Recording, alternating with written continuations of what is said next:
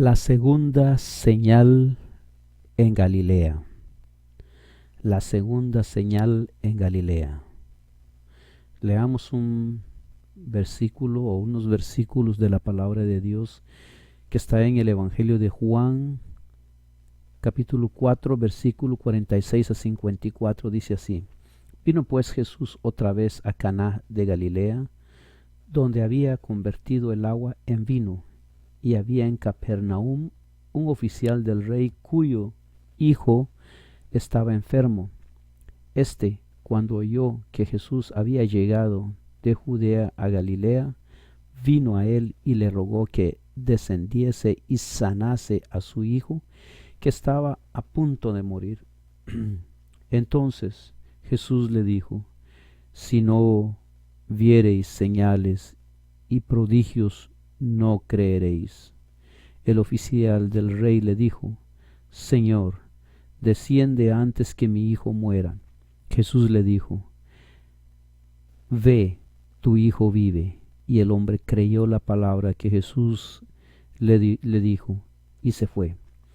Cuando ya él descendía, sus siervos salieron a recibirle y le dieron nuevas diciendo: Tu hijo vive. Entonces él les preguntó a qué hora había comenzado a estar mejor, y le dijeron: Ayer a las 7 le dejó la fiebre. El padre entonces entendió que aquella hora, la hora en que Jesús le había dicho: Tu hijo vive, y creyó él con toda su casa. Esta segunda señal hizo Jesús cuando fue de Judea a Galilea.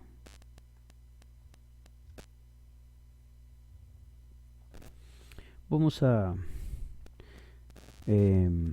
comentar un poco. Durante todo su ministerio terrenal, Jesús realizó milagros que ayudaron a la gente a creer en él. Juan registró estos milagros para que otros también creyeran en Jesús. ¿Por qué hace el evangelista una conexión con el milagro de las bodas? Al relatar la segunda señal que Jesús hizo en Galilea, Juan admite a la primera, la de las bodas de Caná. Juan parece decir: las señales que hizo Jesús les ayudarán a comprender quién es Él. Luego añade: esta fue una segunda señal que hizo Jesús cuando volvió de Judea a Galilea. Evangelio de Juan, capítulo 4, versículo 54. Al principio, la respuesta de Jesús a la súplica del noble puede parecer dura. Sin embargo, este funcionario había hecho de la curación de su hijo el criterio para creer en Jesús. Jesús leyó su corazón e identificó la enfermedad espiritual que era más profunda que la dolencia mortal de su hijo. Como un rayo caído del cielo, el hombre reconoció de repente que su pobreza espiritual podía costarle la vida a su hijo. Es importante reconocer que los milagros no demostraron por sí mismos que Jesús era el Mesías. Otros han realizado milagros, algunos fueron verdaderos profetas, otros falsos. Los milagros solo revelan la existencia de lo sobrenatural, pero no significa necesariamente que Dios sea quien lo hace. Satanás puede hacer milagros. Sí, por ello entendemos actos sobrenaturales. El noble angustiado se entregó a la misericordia de Jesús, suplicándole que curara a su hijo. La respuesta de Jesús fue tranquilizadora. Le dijo: Ve, tu hijo vive. Juan 4:50. Aunque el verbo griego está conjugado en tiempo presente en el original vive, algunas versiones lo traducen como futuro vivirá, pues se trata de lo que en gramática griega recibe el nombre de presente futurista, usado para describir un acontecimiento futuro, pero tan seguro como si ya estuviese sucediendo. El hombre no se apresuró a volver a su casa, sino que, como evidencia de su fe en Jesús, llegó a casa al día siguiente y descubrió que la fiebre había abandonado a su hijo el día anterior, exactamente cuando Jesús había dicho esas palabras. ¿Qué razón tan poderosa para creer en Jesús? Aunque viéramos un milagro.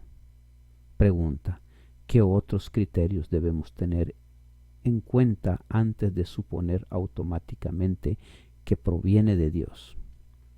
Vamos a leer el comentario de la señora White, escritora de los 1800. Dice así: en Capernaum, la noticia del regreso de Cristo en Caná atrajo la atención de un noble judío que era oficial del rey.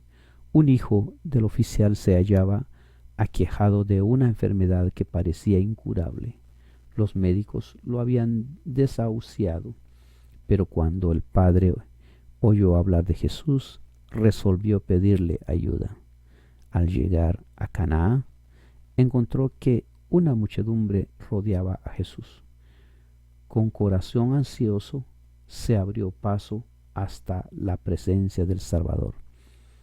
Su fe vaciló cuando vio tan solo a un hombre vestido sencillamente, cubierto de polvo y cansado del viaje. Dudó que esa persona pudiese hacer lo que había ido a pedirle. Sin embargo, Jesús ya conocía su pensar. Antes de que el oficial saliese de su casa, el Salvador había visto su aflicción, pero sabía también que el Padre, en su fuero íntimo, se había impuesto ciertas condiciones para creer en Jesús. A menos que se le concediese lo que iba a pedirle, no le recibiría como el Mesías. Mientras el oficial esperaba, atormentado por la incertidumbre, Jesús dijo: si no viereis señales y milagros, no creeréis. El Salvador puso esta incredulidad en contraste con la sencilla fe de los samaritanos, que no habían pedido milagro ni señal. Libro El deseado de toda la gente, página 167-168. El noble tenía cierto grado de fe, pues había venido pedir lo que le parecía la más preciosa de todas las bendiciones. Jesús tenía un don mayor que otorgarle. Deseaba no solo sanar al niño, sino hacer participar al oficial y su casa de las bendiciones de la salvación. Encender una luz en Capernaum, que había de ser pronto campo de labores, pero el noble debía comprender su necesidad antes de llegar a desear la gracia de Cristo. Como un fulgor de luz, las palabras que dirigió el Salvador al noble desnudaron su corazón.